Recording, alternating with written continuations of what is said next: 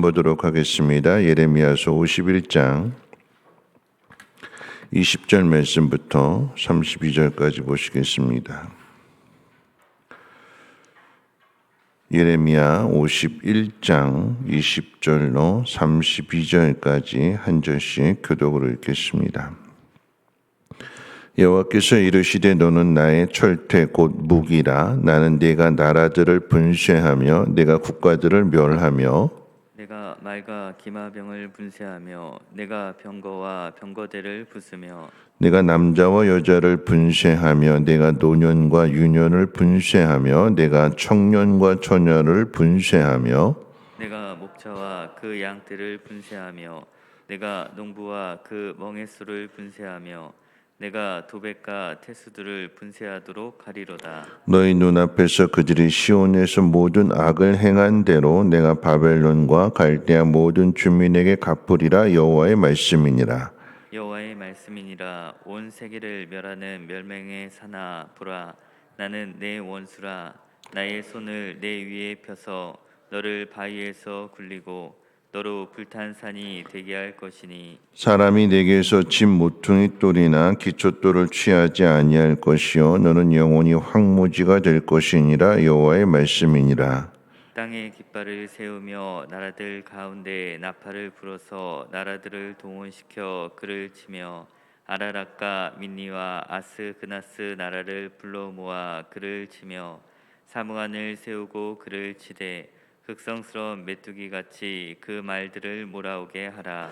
뭇 백성 곧 메대 사람의 왕들과 그 도백들과 그 모든 태수와 그 관할하는 모든 땅을 준비시켜 그를 치게 하라. 땅이 진동하며 소용돌이 치나니 이는 여호와께서 바벨론을 쳐서 그 땅으로 황폐하여 주민이 얻게 할 계획이 섰음이라. 바벨론의 용사는 싸움을 그치고 그들의 요사에 머무르나 기력이 쇠하여 여인같이 되며 그들의 거처는 불타고 그 문빗장은 부러졌으며 보발꾼은 보발꾼을 맞으려고 달리며 전령은 전령을 맞으려고 달려가 바벨론의 왕에게 전하기를 그 성읍 사방이 함락되었으며 모든 나루는 빼앗겼으며 갈대밭이 불탔으며 군사들이 겁에 질렸더이다 하리라. 아멘. 예레미야서 50장과 51장은 그 이전에 가나안 모든 주변 국가들이 망하고 유다도 망하고 그 이후에 그들을 멸망시켰던 바벨론의 멸망에 대해서 이야기를 합니다. 그리고 이제 마지막 52장에 가서는 유다의 마지막 왕이었던 이미 망했지만 시드기야 왕과 또 그 이전에 여호야김 왕을 대조하면서 이야기를 마치게 됩니다. 오늘 말씀을 통해서 생각해 볼 것은 사람들은 강한 것을 좋아합니다. 힘이 세서 남 위에 군림하는 것. 그런데 정말 어떤 것이 강한 것이냐라고 이야기를 할 때에 여러분 길고 오래 가는 게 강한 거예요. 사람은 누구나 다 그 힘이 오래 가지 않기 때문에 누구나 다 넘어질 수 있어요. 그런데 어떤 것이 강한 것이야? 넘어지지 않는 것이 강한 것이 아니라 넘어졌다가 다시 일어나는 것이 더 강한 것입니다. 오늘 바벨론의 멸망에 대해서 이야기를 하게 될 때 역사적으로 생각해 본다면 이 바벨론이 강한 힘을 가지고 주변의 나라들을 다 무너뜨리고 거대한 제국을 이뤘을 때에 강한 것처럼 보이게 되지만 그 힘이 오래 가지를 않습니다. 주전 605년부터 시작해서 주전 540년까지이니까 신이 바벨론 제국 갈대아 군대가 그렇게 호령하던 때는 딱 70년 정도 지나지 않아요. 이 바벨론 제국의 그 대표적인 무기가 무엇이냐면 오늘 본문 가운데도 나와 있는데 이제 분쇄하는 것인데 근데 이제 철퇴라고 하는 단어가 있어요. 철퇴가 뭐냐면 바벨론 제국의 무기를 대표하는 게 철퇴입니다. 철퇴를 내린다라고 하는 표현인데 왜 이런 표현을 쓰는가 하면 가나안 지역 여러분 지도를 보셔서 알겠지만 산악지대예요. 다 높은 곳에 있는, 험한 곳에 있는, 그러니까 이 험한 곳에 요새를 쌓았으니까 이 요새를, 이 높은 성을 무너뜨려야 되는 거예요. 넓은 평야를 달리면서 싸우는 싸움이 아니라 산악지대에 있는 산성을 무너뜨리는 것이기 때문에 성을 무너뜨리는 무기들이 개발이 되고 그게 강한 거예요. 돌을 쏘는 기계라든가 성문을 부서뜨리는 기계, 이런 기계들을 발명을 하게 되고, 그래서 그 높은 성들을 무너뜨리게 되고, 그 다음에 들어가서는 이제 분쇄라고 하는 것은 다 갈아버리는 거죠. 아주 가루로 하나도 남김없이, 남녀노소 가릴 것 없이 다 분쇄한다고 그랬어요. 잔인하게 분쇄해 버립니다. 왜 이렇게 하는가 하면 최대한의 공포심을 심어주기 위해서 그런 거예요. 아이, 갈대아 사람들은 참 무서운 사람들이구나, 함부로 덤비면 안 되겠구나, 무너진 이후에 다시 독립운동을 하지 못하도록 공포심을 심어주어서, 그래서 계속해서 군림하고 그 힘을 과시하기 위해서 잔인하게 합니다. 여러분, 아프가니스탄 사태를 겪으면서 탈레반이 와, 저런 곳에서 어떻게 숨을 쉬고 살 수 있을까? 뭐 어제도 대학생들 옷을 입을 때 다 가리고 눈만 빼꼼하게 내놓는, 어떤 여자 경찰 집에 무장한 사람들이 쳐들어와서 잔인하게 폭행을 한 다음에 그 다음에 그 여자 경찰을 총으로 쏴 죽이는, 왜 이런 일들이 일어나게 될까요? 덤비지 말라라고 하는 얘기예요. 굴복하고 복종하고 숨죽이고 명령하는 대로 따라오라, 그렇게 힘을 과시하는 거죠. 아프가니스탄만의 일들이 아니라, 여러분, 우리는 우리 역사 가운데 있어서 뭐 북한을 통해서도 경험한 일이요, 또 일제 강점기 때를 통해서도 잔인하게 합니다. 잔인하게 아주 짓밟아서 일어나지 못하도록. 그리고 그렇게 해야 세금도 걷어들이게 되고 징용도 하게 되고 자신들이 원하는 대로 따라올 수 있기 때문에 아주 잔인하게 합니다. 어른들만 그럴까요? 아니요, 아이들도 그래요. 학교에서 일진들 폭력 행사하는 그런 아이들 보게 되면 꼭 혼자 다니지 않죠. 꼭 무리를 지어서 다니면서 힘없는 애들 불러가지고 돈 뺏고 옷 뺏고 막 이렇게 하는 것도 힘을 과시하는 거예요. 1대1이 아니라 우르르 몰려다니면서 힘을 과시하면서 다시는 덤비지 못하도록 철저하게 짓밟고, 그래서 그 위에 군림합니다. 그런데 이 바벨론의 이 힘이 70년을 못 가는 거예요. 하나님께서 유다가 망한 이후에 다시 돌아오게 되는 때를 70년으로 정하셨을 때에 이 바벨론을 망하게 하는 나라가 어떤 나라냐? 메데 바산데, 페르시아인데, 족속은 아리안 족속입니다. 여러분, 이 아리안 족속은 둘로 나눠지게 되는데, 유럽 쪽의 아리안과 그 다음에 이제 아시아 쪽의 아리안이 서로 합쳐지게 되는데, 아시아 쪽의 아리안 족속이 누구냐? 몽골 족속, 그러니까 섞여진 거예요. 몽골 족속의 문화가 들어와서 더 강력한 힘을 아리안족이 갖게 되고, 그 힘을 바탕으로 갈대아를 바벨론을 무너뜨리는 거예요. 그런데 그 몽골 족속의 특징 중에 하나가 뭐냐면 눈이 좋아요. 시력이 좋아요. 넓은 벌판이기 때문에 말을 잘 탑니다. 그러니까 눈도 좋고 말도 잘 타니까 이들이 가진 무기가 무엇이냐? 활이에요. 활. 멀리 있는 적을 화살로 쏘아서 죽이는데 말을 타고 달리면서 쏘는 거예요. 얼마나 기동성도 있고 얼마나 정확한지. 그러니까 이 갈대아인들과 아리안 족속이 바벨론과 페르시아가 싸우게 되는데 싸움이 안 되는 거예요. 페르시아의 무기는 말을 탈 기병인데, 똑같은 기병인데 달리면서 활을 쏘니까, 먼 거리에서 활을 쏘니까 이 긴 창을 들고 있는 바벨론이 당해낼 재간이 없는 거예요. 그래서 지게 되는 거예요. 여러분, 무슨 이야기일까요? 내가 가지고 있는 힘으로 모든 것들을 군림하고 그 위에서 내가 원하는 것 과시하고 자랑하고 하는 그것이 결코 오래가지 않아요. 내가 가진 힘으로 남을 압제하고 남의 것을 빼앗고 그랬을 때 원통한 일들이 많아지게 되면, 바벨론이 왜 망하게 됐느냐?